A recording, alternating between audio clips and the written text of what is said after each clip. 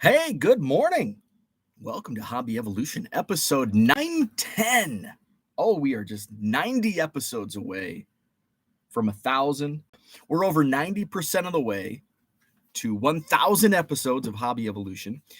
And I'm over 90% of the way to 1 million Chicago Cubs baseball cards. Actually, I shouldn't say Chicago Cubs baseball cards, because sometimes they're minor league cards like the South Bend Cubs. The team sets were just released.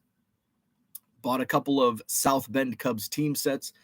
Luke Little, since promoted, he's now in Double-A with the Tennessee Smokies. So I've got now the Myrtle Beach. Single A tends to be released much sooner than Double-A, Triple-A with team sets. I don't know why that is. Maybe it's because there's more movement in the upper levels than the lower levels.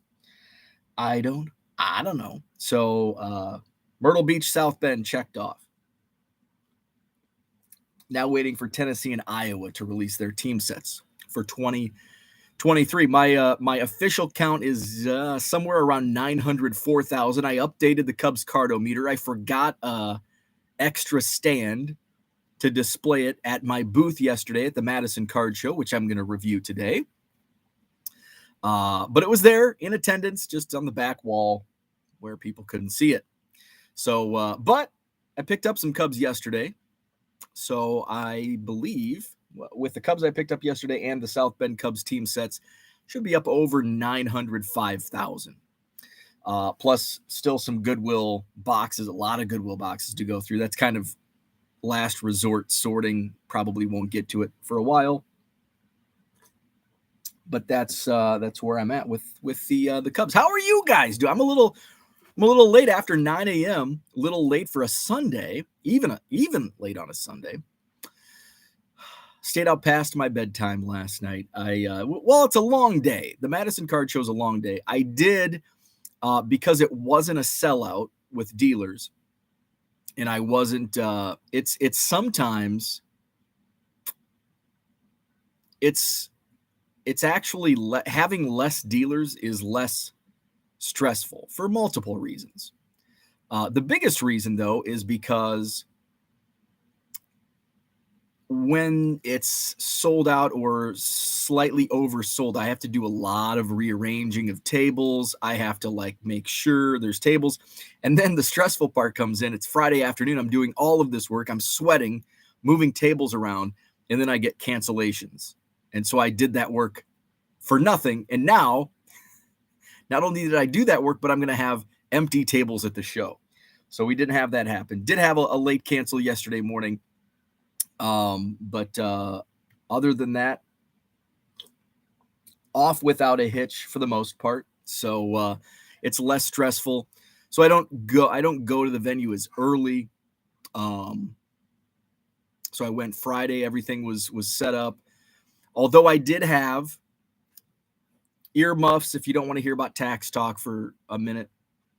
I did print out the S240 forms for the state of Wisconsin. I printed a letter. Got a bump on my mouth. I get it's when I eat acidic food, I get like a thing. Anyway. So so yesterday I had the S240 forms, and then I printed a letter explaining, hey, this is now required for dealers. I actually had some mixed results from feedback from dealers. Surprising. I was surprised with some dealers. I was surprised by a couple dealers that either did set up or didn't set up and how they approached this news. And then the opposite with some dealers where it's like, I'm expecting pushback. And one dealer goes, I'm surprised you haven't collected this before. I have to fill this out for the flea market. I'm like, oh, my bad. So yeah, and a couple guys that have been dealers, for 30, 40 years, they're like, oh yeah, this was like an every show thing back in the 80s and 90s. And then it just kind of went away. And well, guess what happened in the 80s and 90s? Baseball cards became mainstream news. and the taxing authorities saw all of this money exchange hands, and they want their piece of the pie. And of course, then cards aren't worth anything. So there's no news about lots of dollars being flashed around. But guess what happened 3 years ago? Boom, we get the hobby boom. And people are flashing cash on Facebook and Instagram, and there's TV shows about baseball cards, and they're hot again like they were in the early 90s. The taxing authorities take notice, and here we are today. So overall positive feedback. I mean, all things considered, positive feedback. I tried to do my best to just avoid any advice like, hey, I just need this form. I don't know what they're going to do with it. I'm just going to submit it to the Department of Revenue, and what they do with it, they may sit on it. They may reach out to you. They may contact you. I don't know what they're going to do with it. If you have any questions regarding what this form is all about, why they want your information, you're going to have to reach out to the Wisconsin Department of Revenue. Here's the phone number. Here's the email address. Do with it what you will. That's the only advice I can offer. So I'd like to guide people and help them, but I don't have that authority, and I don't want that authority. It's kind of like when people ask me about taxes and what to write off. I don't know. I don't know tax law. Call a tax professional, an accountant, all that good stuff. That's the best advice I can offer. So that went off. I did miss out on a few dealers. I probably had like 5, well, at least 4 or 5, because they expressed the reason they weren't setting up because of this.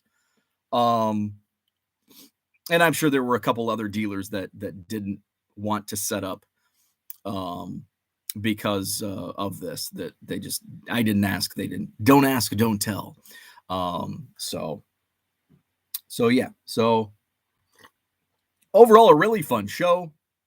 I did pick up a few things. At about 1,000 Cubs cards total, 1 bulk box, and then some random stuff. So I'm going to show that off today. I do have a story on how not to sell your cards.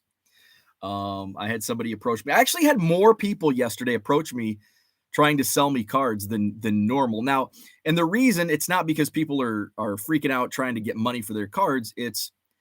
I think there were less dealers at the show, but maybe dealers just weren't buying, or a couple of dealers were, had a crowd around their tables all day. So it just might have been like, hey, here you are. Are you buying? And a couple guys had like bulkish stuff they were looking to sell, which obviously they see a guy with 4 tables of monster boxes. Hey, you look like you're a buyer. So I have a story on how not to sell. Scott Nelson, what's up? He says he can't hear me. Can anybody else not hear me? Good morning, Shane. Can somebody else confirm or deny they can hear me? Drop that in the chat. Can you hear me? What was that, Verizon? Can you hear me? Can you hear me now? Can you hear me now? Tracy can hear you. Rich can hear. Okay, everybody can hear me. Scott, turn on your speakers. Is that a good thing? Now I do. Okay, Scott. Scott's less tech savvy than I am. So story of how not to sell your stuff. So what else do we want to talk about today? What was selling at my tables? Surprisingly, not much. I mean, I did quite a few sales. Like I probably made a little more than I expected, actually, but it was more on supplies. I brought a case of top loaders. I sold a case of top loaders. I had 2 dealers say, hey, what, can I buy a case off you? And I'm like, yeah, let me see what I pay. Let me see what my markup.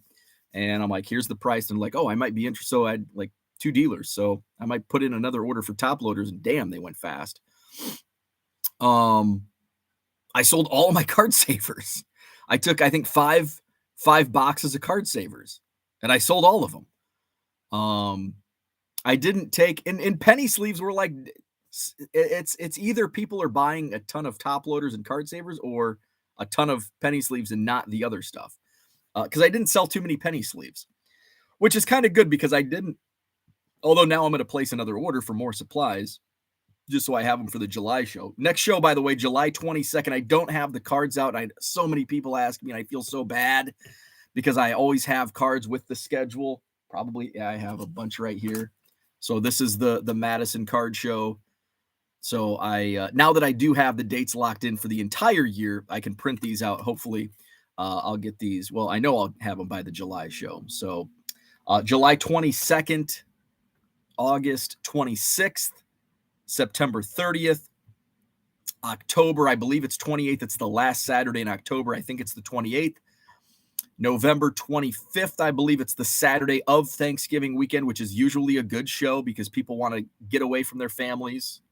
Either get away from their families and go to a card show or take their families with them to the card show. Works both ways. And then December, I'm not going to name the date just yet. I want to confirm with my buddy Matt up in Green Bay. Because I basically have my December's nice because I have my choice because the venue, the Sheraton's like not, which is kind of weird around Christmas time, but they're like, yeah, you can have any date you want in December. Finally, for the first time in almost 2 years, I'm able to, I'm not on the same weekend as November, or as November. In November, I'm not the same weekend as the Chicago Sports Spectacular, which I say that now. I've heard so much negative feedback regarding the Chicago Sports Spectacular from dealers because they've jacked up the prices. One of the dealers, he's like, it costs me the same to set up at the National than it does the Spectacular. I'm like, that's pretty ridiculous. But I'm probably gonna go to the Spectacular. I haven't been in 2 years. Because the last time I went, I bought from people that either set up at my show or other shows that, is a quick drive, no tolls, no admission, no parking fees. So instead of spending $75 to walk in and buy from a dealer, I can spend a few bucks in gas on.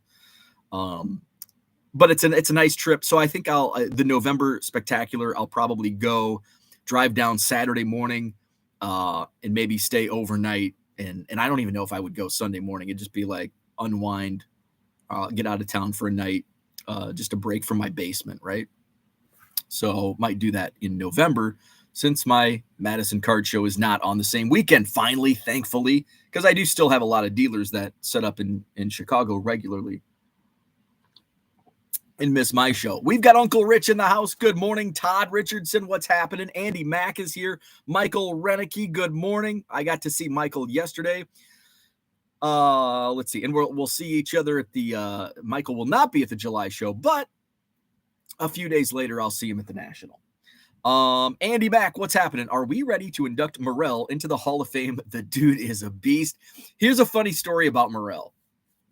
Before the season in my Cubs chat, somebody asked, and we often have like these conversations, like, what are your thoughts on this guy, that guy?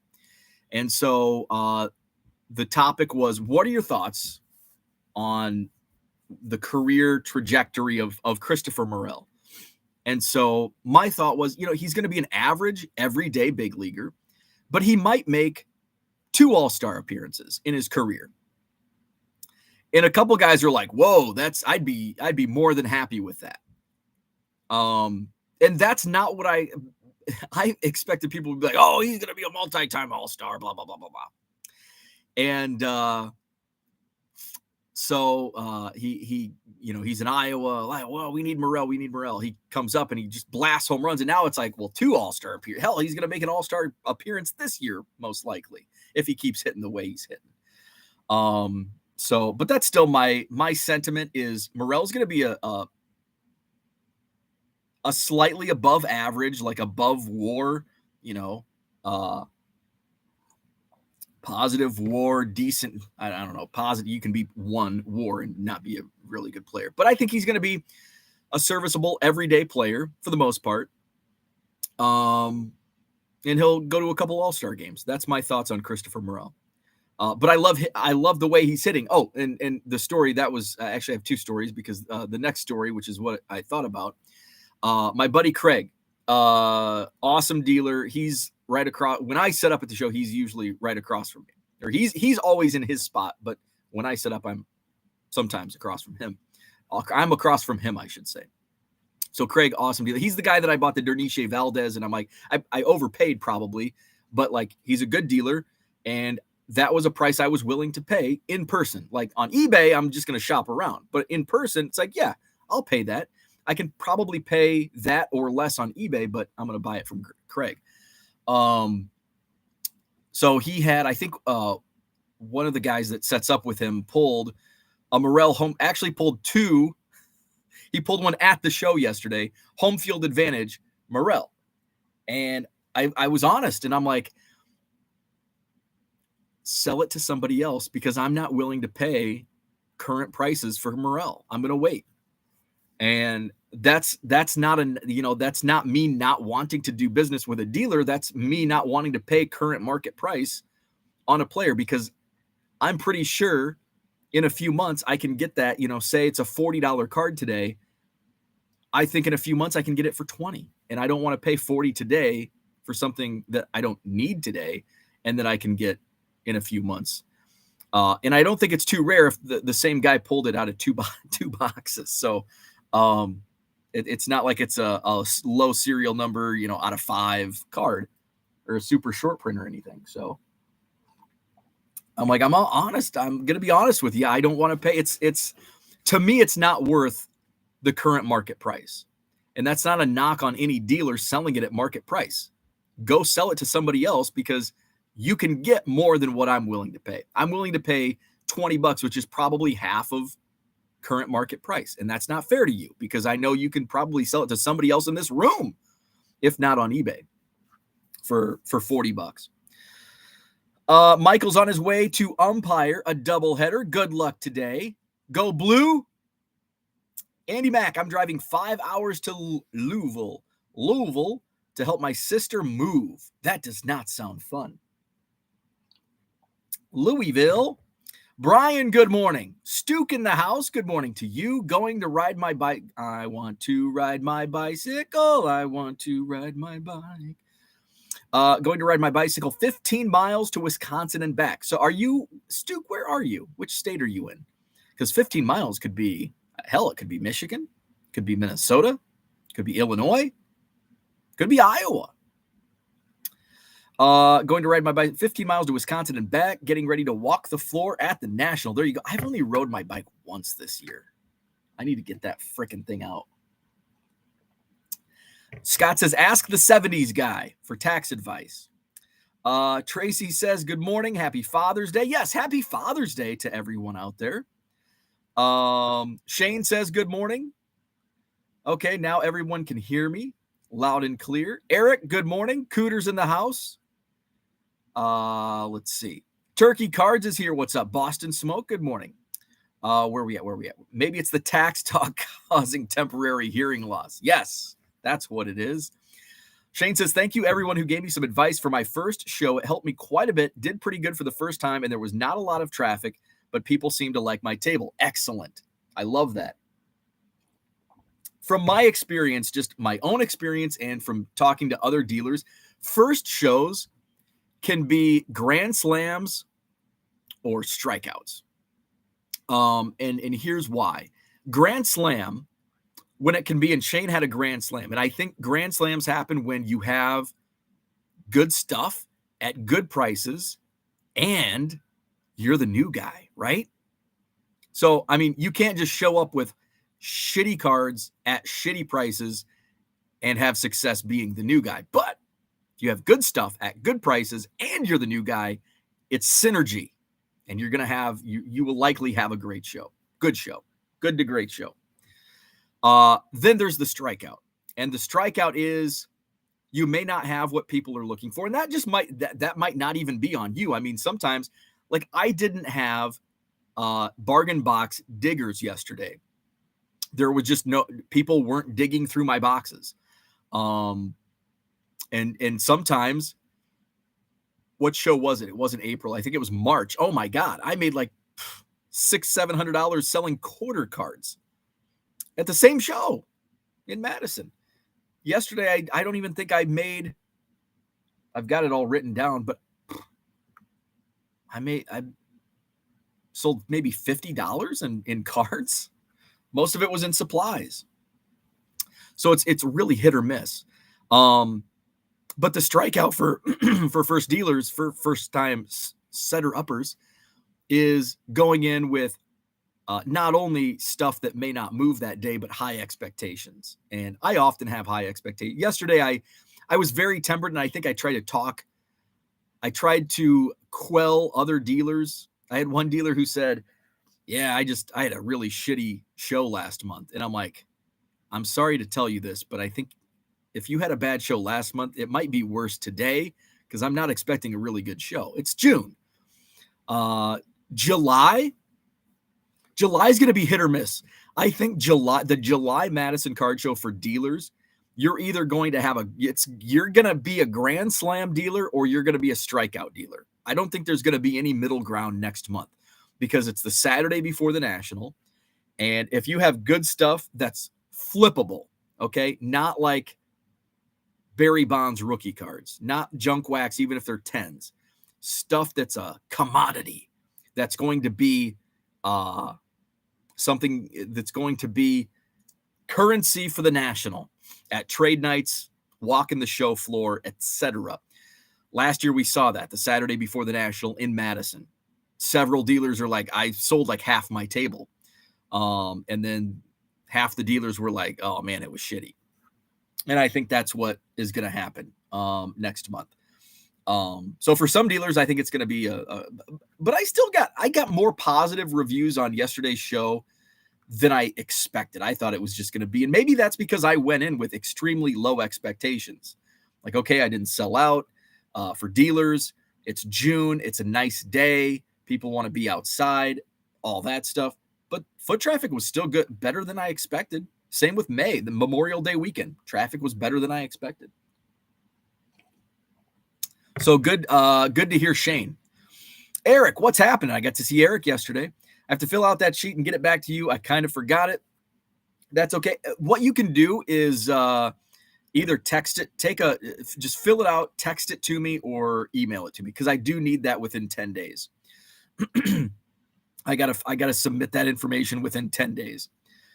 Scott says, stay in a cheap motel. And here, Scott and I were talking about this yesterday, because I don't know what that comment, stay in a cheap motel. Oh yeah. When I go to the Spectacular, I stay in a cheap, out in Wheeling.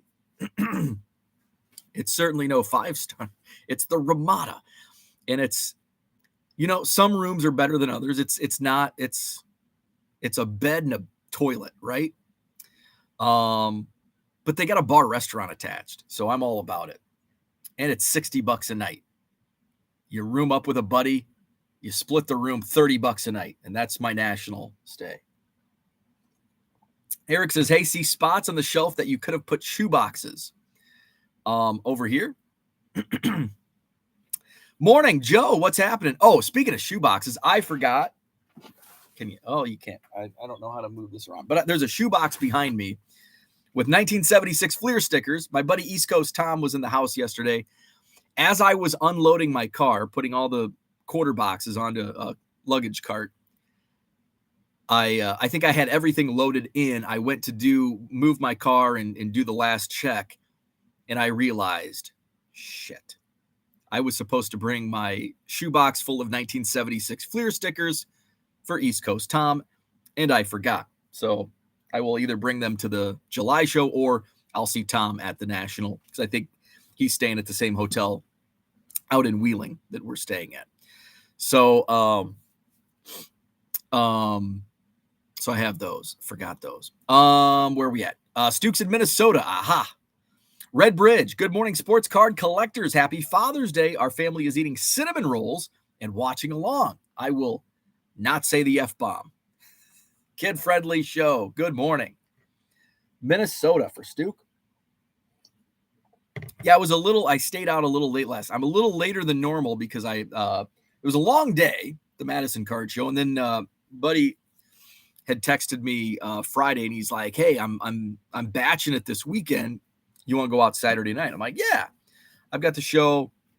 So we went to a Mexican restaurant over here, Ancho Agave, delicious Mexican. If you're ever in Middleton, Wisconsin, I showed him the new house, the progress on the new house, and then he's like, I've got till 11. So he's gone. So he like golfed. Then he did stop by the card show yesterday. We went out for dinner, and then after he was crashing like his friend's sister's wedding downtown. And he's like, I got till like 11. I'm like, dude, I can't stay awake that late. Like you might have to be on your own for an hour or two, because I'm like 9:30. I'm like turning into a pumpkin. So after showed him the house, I'm like, let's go to Long Table, cool bar downtown Middleton. It's if you're not familiar, so Long Table is pretty cool. The concept is it's all like shoot, what are those tables? What are those long tables? I should know this. That's like everybody has one in a small town. Picnic table. Is that what they call them? Picnic tables? So they have these picnic tables. And so you go in and they have like, it's all like craft beer, and you just go pull a bottle. It's basically like you walk in like it's a liquor store. You like, oh, I want a bottle of Spotted Cow. You pull a Spotted Cow out of the refrigerator thing, and then you take it to the cashier, and then she'll be like, do you want a glass? Sure. And then she'll pour it in a glass, and then you pay, or you can open a tab, and then you go sit down on the picnic table. And then there's also like an outside area as well, the fire pits and stuff. Pretty cool. Downtown Middleton. They also have beers on tap. They have like a dozen beers on tap. I had a couple tap beers. I had a honey blonde ale. I can't remember who made it, but it was good. So then I think I left at like 10:15. So he had like an hour to like go get downtown and have a beer on his own or something. So I didn't let him down too hard. It was kind of middle ground. But me staying out past 10 o'clock is late for me. So I slept in this morning because I'm not used to that. Not a hangover, just tired. Not used to staying out and up late. Jay's in the house. What's up, Jay? Matt Like, what's up? Damn, I would have no competition for your quarterbacks. No, you would have zero competition. There was no competition. There was at one time, I think I had like 4 people looking, but I mean and I'll go through my transactions. It was, here we are. I did more transactions than I thought. I did 19 total transactions. 1, 2, 3, 4, 5, 6, 7, 8. Only 9 card transactions. 9 out of 19. The other 10 were supplies. So cards, my biggest card sale was, I think, $12.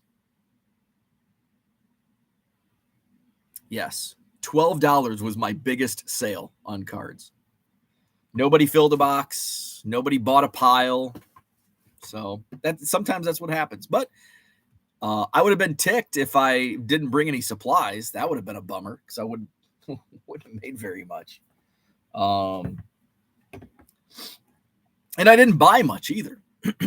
So I'm going to talk about that. Raphael is here. What's up? Also, thanks to everyone in the Facebook group for the participating in my poll question about returns. Yeah, by the way, if you're not already a member, check out the Hobby Evolution Facebook group. It's free to join. A lot of great conversation, discussions. A couple guys in the chat here have mentioned, let's see. And you don't have to just listen to me like, hey, what's your advice on this? You get other people's, and that's what I like, because that's how I've learned. Like, nothing that I do in card sales on eBay, nothing is like my own idea. You know, maybe I create parts of it from other ideas, but like nothing is original anyway. Well, I guess I shouldn't say nothing. Very few ideas are original. So that's sharing is caring. And it's awesome to crowdsource information, to help you grow your own business or your own side hustle. And sometimes just getting advice on simple things like setting up at a card show or returns, because they may be simple to some of us, but if you've never done it, it's like, what am I walking into? So you can get advice from people that have done it and do it on a regular basis, and not just my thoughts on the subject. James says, you sell your tables yesterday. Did I sell out? I did not sell out. I had 110. I had 110 tables. Or do you mean, did I sell all of my cards? I did not. I offered it to Jeff, my buddy Jeff, who sets up. He was downstairs with bargain boxes. I'm like, hey, Jeff, you want to buy all my boxes? And he's like, no. I think he probably doesn't want to buy them because he's like, you cherry pick them. And he did he looked at the last two boxes were mostly non-sports or soccer and hockey. And he goes, do you have a lot of non-sports? And I go, yeah, it's down here. And I go, I consider soccer and hockey non-sports. And he goes, yeah, me too.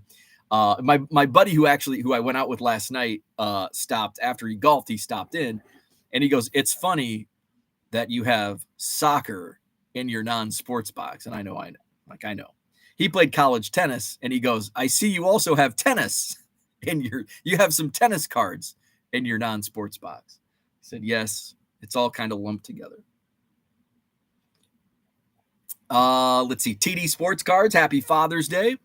In the woods, who needs a picnic table when you have a stump and some fresh mushrooms as an appetizer?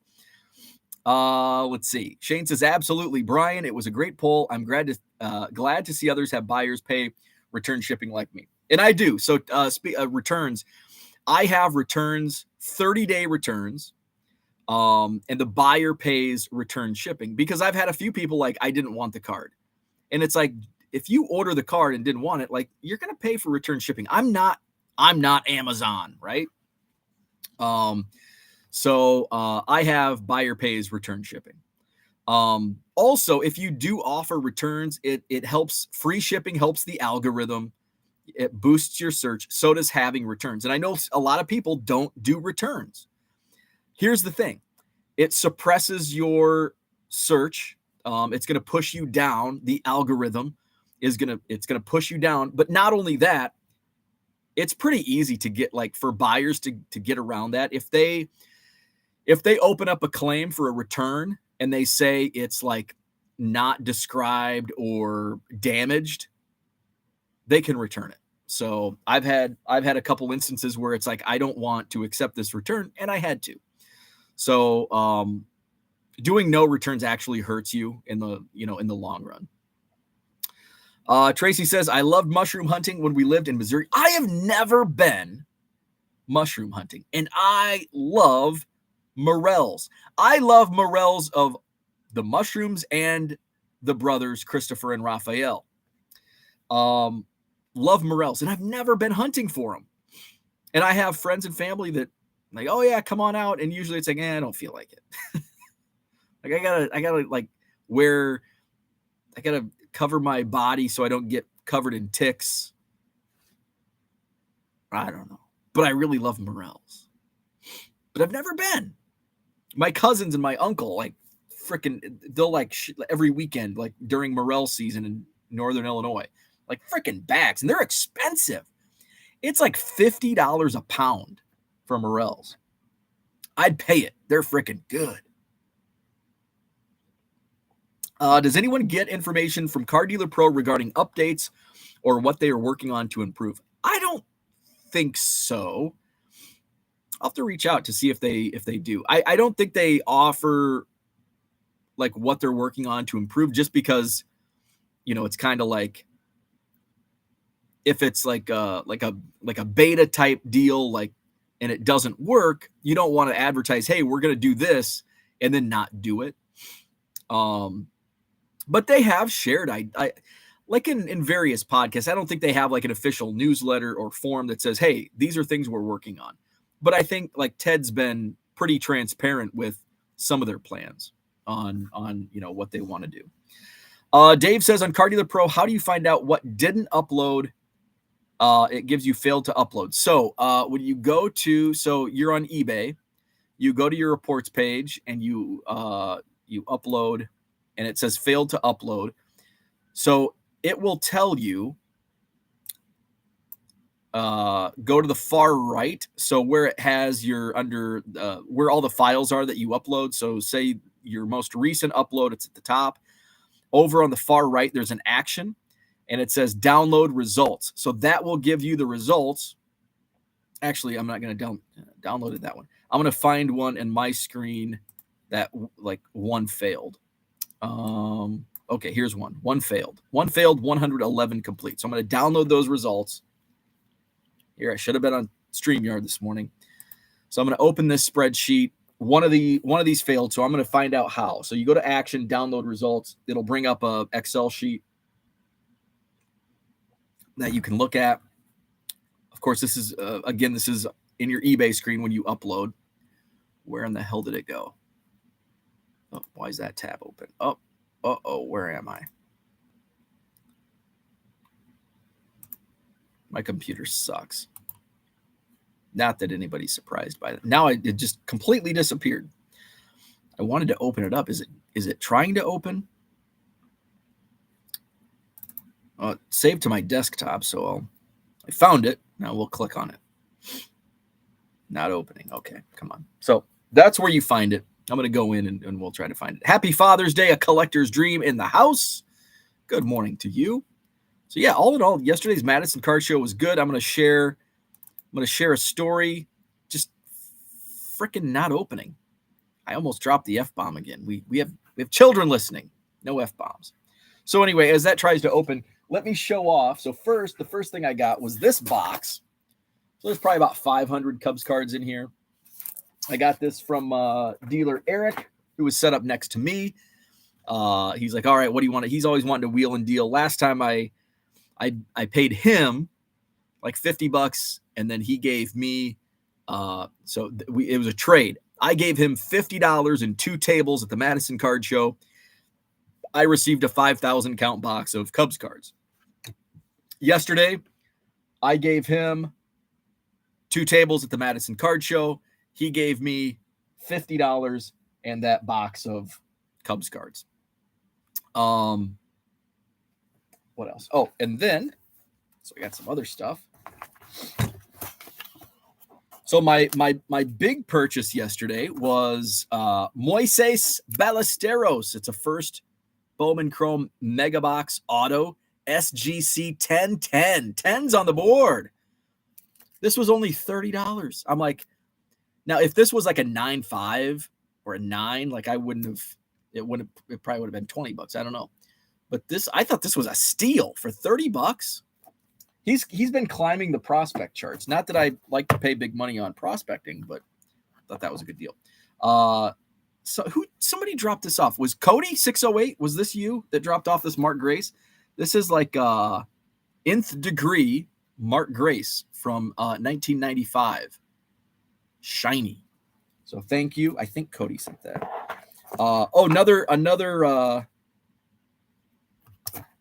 Another cash trade for vendor tables. My second gold mirror SSP. This is Yan Gomes. He's kind of one of my favorite Cubs. Yan Gomes in the Field of Dreams corn. A couple of these Christopher Morel patches. Actually, I got 2 of them. I might sell one just of how hot he is. Another patch. This is Wilson Contreras from 2020. Trey Mancini, blue, some type of blue shiny thing. This is numbered out of 999. Stars of the MLB, couple of chromes, and a base of Morel. Let's see. Christopher Morel Blue Heritage. Seiya Suzuki. Oh, this is the UK version. This is the first time I've looked to see what I actually got in this trade. I don't even know how much cash he gave me. That's the trust I have in my dealers. Corey Patterson auto from Heritage. So He gave me this stack plus some cash for his 2 tables. But I mean, the Jan Gomes SSP, that's probably at least a $30 card. They're still pretty high, the SSPs, 30 or $40, I would say.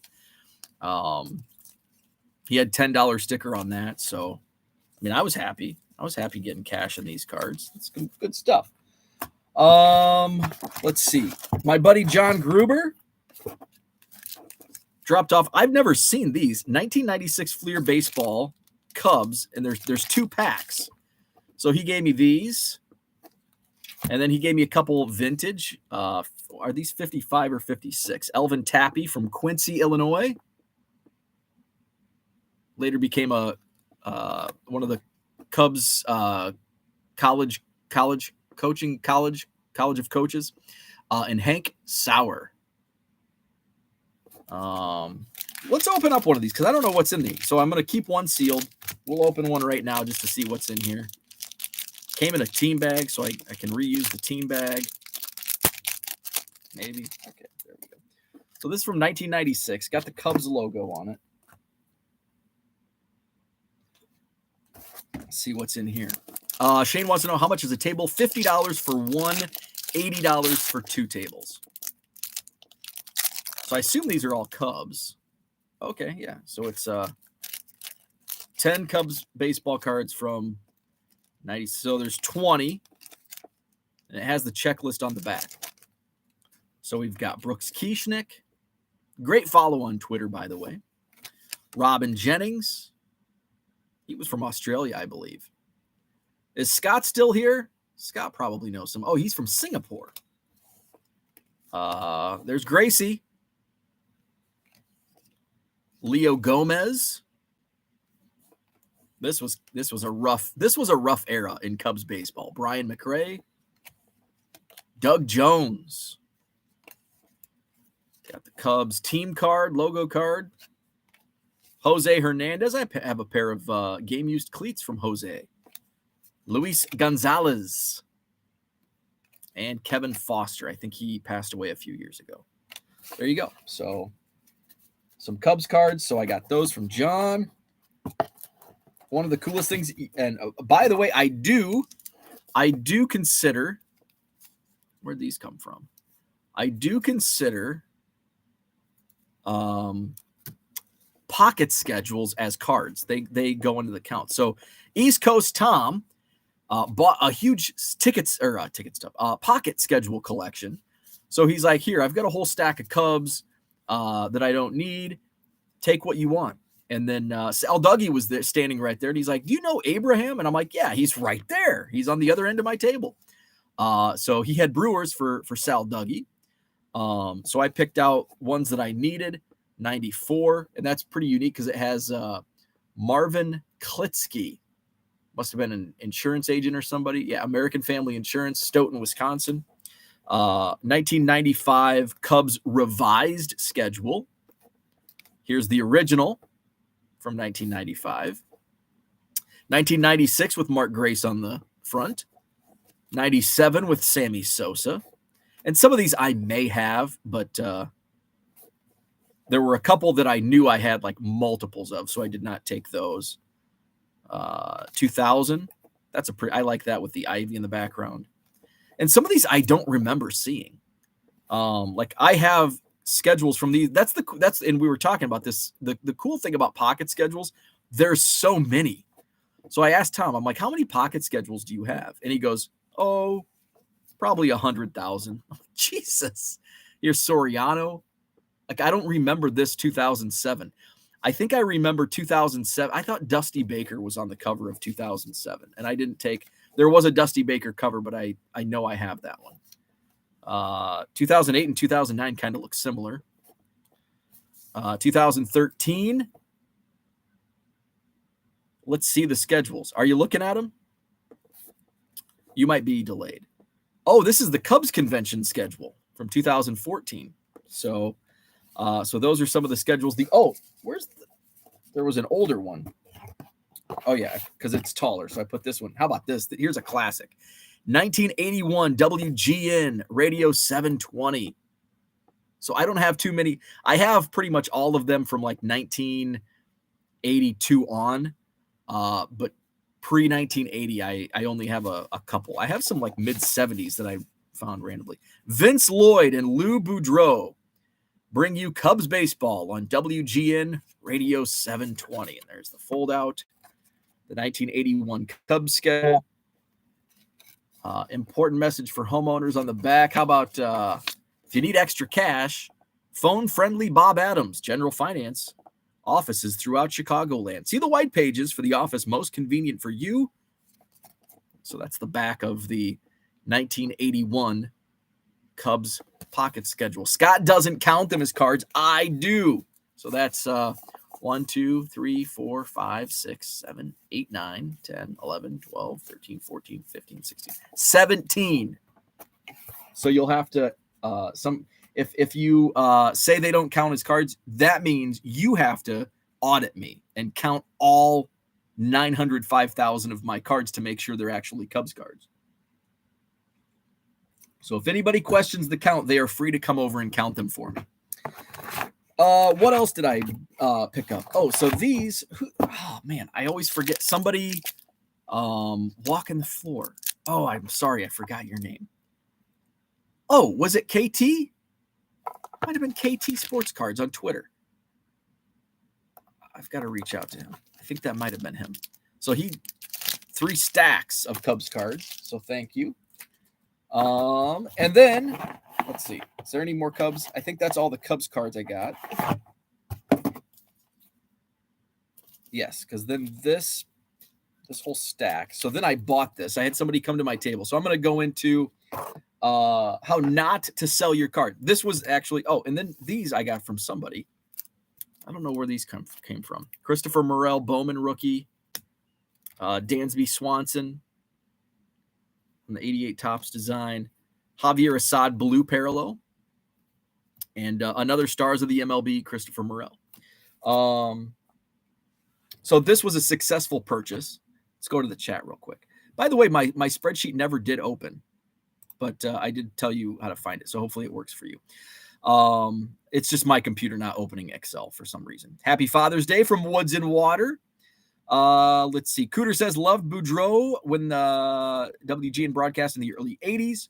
Scott says, if you collected schedules, would you count cards as schedules? Oh, Scott, he brings up a good point. But here's the thing. No, I would not. But here's the thing. I count as cards like some of those like picture packs. Pocket schedules, probably a stretch. Ticket stubs, a stretch. I don't count ticket stubs. I collect tickets. Like if people have ticket stubs, I'll absolutely buy them, trade for them. But I don't count them as a card. But I do count picture packs and pocket schedules. But you are right. If I if I collected schedules, I would not count cards as schedules. So somebody brought by this stack of cards, and there's 1, 2, 3, 4, 5, 6, 7, 8, 9, 10, 11, 12, 13, 14, 15, 16, 17, 18, 19, 20, 21, 22 cards. And they're all like low dollar cards. The highest price card in here, probably $5. And most of them are going to be $1.50 cards. So he came up and he's like, hey, I just want to get rid of these. And I'm like, I don't know. I'm looking through them and I'm like, I don't know. I'm like, what do you want for them? He's like, really cheap. And of course, really cheap means different to all people. So then I always have to follow up. Well, what's really cheap? And he said, I don't know, $15. And he goes, well, 15 might be too high. Maybe 10. Like, okay. So I look through them again, doing the math in my head. I'm like, okay, I can make that work. I'll probably make like a $5 profit flipping these. But it's fairly easy. Cooter says pocket schedules included in the count. Sounds like you need an asterisk on 1 million Cubs. Cooter can put an asterisk on the 1 million Cubs count. However, you have to come over and count them to make sure, because, hey, maybe my count's off. So you have to come over and audit me. So for $10, I got this Mike Trout Stadium Club insert. Probably a $2 card on eBay. Rainbow foil. This one might be, I'll probably list this for $5. It'll probably sell for $3.50 or $4, my guess. Optic green, not serial numbered. This is probably $2.50, $3. O'Neal Cruz. This is the there's two cards there. There's more cards than just these, because that's weird. Are there two cards in here? Well, this is really weird. So I think this is supposed to be the complete set version of O'Neal Cruz. But look at the back. Under the number, it says Chrome. That's bizarre. So I'll have to look that up. Wander Franco. Does this say it as well? This also says Chrome on the back, and it doesn't appear to be multiple cards. Wander Franco. Maybe the team set all put Chrome erroneously on the back. So I think those are the Chrome sets. Wander Franco rookie, another Wander Franco rookie. Hey, back on April 16th of 2022, these were selling for an average of $10.92. I still have it on my whiteboard. First Bowman Chrome Speckle Refractor, numbered out of 299, Eduardo Lopez. James says they are the complete set versions. This is an Alex Bregman. Oh, this is the short print with his arm has something on it. So short print holiday. Let's see. We got a Colton Wong. I don't know if this is a short print or not. I think back then they did the sparkles. Those were terrible. Chrome error on complete set cards. Thank you. TD says, if I come and audit, we'll be doing an organizing week by year. My guess it'll take longer than 2 days. Yes, absolutely. Now I got to look closer. This is Spencer Torkelson. This looks to be just the base rookie card. And this is a $1.50 card. Stars of MLB, Torkelson, another $1.50 card. Torkelson rookie, $1.50 card. A lot of Torkelson. So, I'm looking at, if I actually move these, I'm looking at 35 cents a card. Jeremy Pena, again, probably $1.50 on that one. Bryce Harper Chrome insert, $1.50. Bryce Harper Mosaic, $1.50. Bryce Harper Green Prism, maybe $2. Bobby Witt Jr. Panini Classics rookie, $2. Prism, Aaron Judge, maybe $2.50, and Crusade, looks like that's a color, maybe $2.50, $3. So all in all, I'll probably make a profit of a couple bucks. But it's a younger kid. He got some cash, got rid of some junk cards, and I took in some junk cards. Now, I'm going to share a story on how not to sell. So that kid did it right. Actually, he actually negotiated against himself. Now, I wouldn't have paid 15. I would have said, I'm not interested. I'll give you 10. Like 10 was a fair price for both parties. We both walked away happy. But the next one, or another one, came to my table, and he had a box, and he goes, do you buy? I said, yes. Depends on what it is. First box was, I don't know. I can't remember what it was. It was like a lot of, basically like a 400 count box of $1.50 cards that would go in my eBay store. Maybe a couple cards that were like $2 or $3. So then he pulls out another box, and he's like, these are all rookies. Well, they were all $1.50 rookie cards. And not easy to move, right? So I'm like, okay. And then he goes, 3 new members in the Hobby Evolution Facebook group. Awesome. We're up to 280 in the Facebook group. So he came up to my table and said, you buying? I said, yes. Showed me the first box. Decent stuff. Mostly $1.50 cards, but there's a few like $2, $3 cards in there. Like, okay. Second box, all rookies, mostly $1.50, hard to sell. They're going to be kind of stale inventory, not easily flippable. I'm like, okay, well, so what do you want for these? And my price at something like that would have been 20 to 30 bucks. Like, it's just not, because it's going to take me a long time to move. So then he brings out he's like, I got this is the good box. I'm like, okay, well, let's see what the good box has. And it did have good cards, but we're talking like $5 cards. A lot of like Justin Fields rookies, but like the $3 rookies, not anything big. Tua, Jalen Hurts, again, all $3 to $5 rookie cards. There was a Mike Trout like refractor out of 150. I could not find any comps on it. There was Dan's in the house. What's up, Dan? There was a Javi Baez Ginter auto, like numbered out of 10. Really nice, but like his market's in the shitter. So, sorry. Family friendly today. So here's how not to negotiate. I said, so what's your price? I don't know. Okay. Let me look through here again. What's your price? Make me a fair offer. No, I'm not going to do that. You as a seller have to name the price. We can work off your price.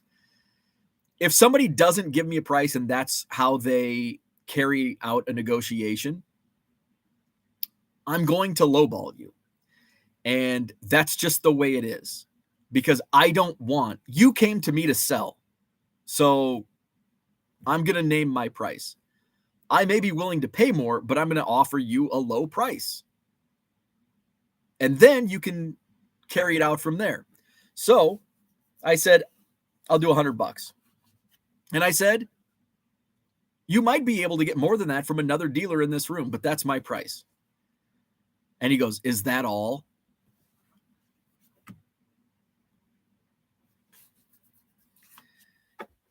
You didn't have a price. So I even asked, what's your ballpark range? Oh, I don't know. Just make me a fair offer. So he had a number in mind. If you have a number in mind and you're trying to sell something, you have to give your potential buyer that effing number. So he says, is that all? Like, yeah, you can probably get more money from somebody else, but that's my number. You can always counter. He didn't. Which also tells me another thing. His number was way higher than what I would have been willing to pay. If he would have came back and said, how about 200? Then I would have done more work. I would have, like, I didn't comp anything. Yeah, there might have been a $50 card in there. I don't know. I don't know what that Javi Baez comps at. I did look up the Trout, and I couldn't find anything close to what it was. It was numbered out, I think, 150. Javi Baez auto of 10. Let's just see if there's anything on eBay. But it's like, if you have a number in mind, share it. And then, like, there was no negotiation from that point forward. So I did give him a low ball offer, probably. But here's the thing. I wouldn't have paid much more than that. Maybe at $200, I would have had to do more. I would have had to like spend some time breaking down costs. That maybe that Javi was worth more than I was thinking.